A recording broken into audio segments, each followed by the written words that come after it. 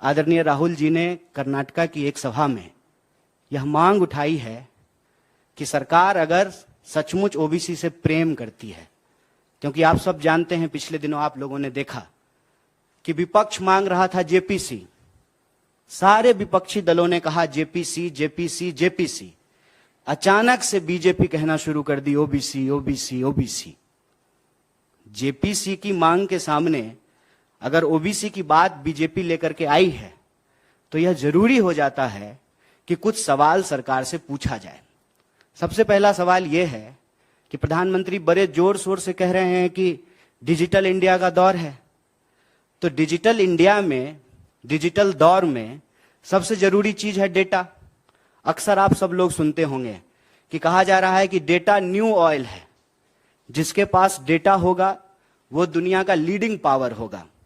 अगर ऐसी स्थिति है तो हमारी सरकार, भारत की सरकार, डेटा को इकट्ठा करने में, डेटा को तैयार करके डेटा देश को बताने में, जारी करने में इतनी हिचकिचाहट क्यों दिखा रही है? क्या कारण है इसका?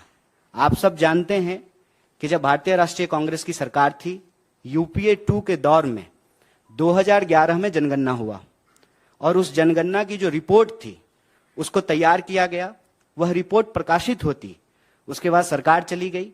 2014 में नई सरकार बन करके आई, तब से लेकर के हम लोग 2023 में हैं, अभी तक कोई डेटा जो है वो जारी नहीं किया गया है।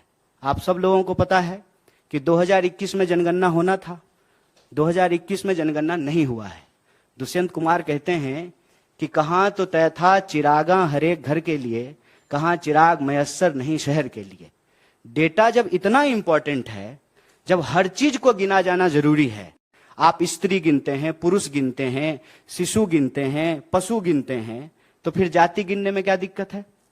और हम इसमें कुछ और तो नहीं कह रहे हैं, हम ये कह रहे हैं कि देश में हर 10 साल में जो सामाजिक, आर्थिक और जातीय आधार पर जो जनगणना होता है उसका रिपोर्ट जो है आप जारी कीजिए। जो जनगणना 2021 में होना था 2023 हो रहा है, तो आप उस जनगणना की कार्रवाई को शुरू कीजिए, क्योंकि हर 10 साल में जनगणना होना है। और ऐसा तो है नहीं कि आज जनगणना शुरू हुआ है। आप सब जानते हैं कि इस देश में लगभग 150 साल से जनगणना हो रहा है, 150 साल से। और हम गिनते क्यों हैं? हमको संख्या को गिनने की जरूरत क्यों पड़ती है? इसका सीधा सा जवाब है, आपके घर में जितने सदस्य होते हैं उतना ही खाना बनाते हैं ना। घर में अगर आप कोई दावत देते हैं तो जितना गेस्ट आपको एक्सपेक्टेड होता है उतना ही जो है आप भोज में खाना बनवाते हैं। जब आपके पास संख्या ही नहीं होगी तो किस आधार पे आप नीति का निर्माण करेंगे? कैसे जो है आप नीति का निर्धारण करेंगे?